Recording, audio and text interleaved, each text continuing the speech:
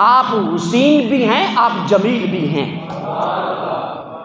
सैयदा ख़तून जन्नत की खूबसूरती तो कमाल की है।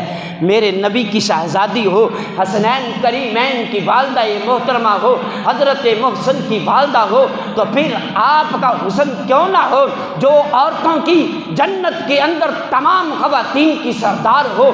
सरदार ऐसे तो नहीं बनते हैं कि जिनका हुस्न भी ना हो, जिनके कमालात भी ना हो, जिनकी उसाफ़ भी आला ना हो, जिनकी तरबियत भी आला ना हो, जिनकी तालीम भी आला ना हो। मेरी सैयदा ख़तून जन्नत हर मैदान के अंदर वराउल वरा है। अगर फ़िक़्ह के अंदर देखो कमाल है, अगर हदीस के मैदान में देखो कमाल है, अगर आप तरबियत में देखो कमाल है। सैयदा ख़तून जन्नत अगर अपनी औलाद की तरबियत में देखो, फिर या फिर हुसैन पैदा होता है या फिर हज़रत हसन पैदा होते हैं। मेरी हज़रत सैयदा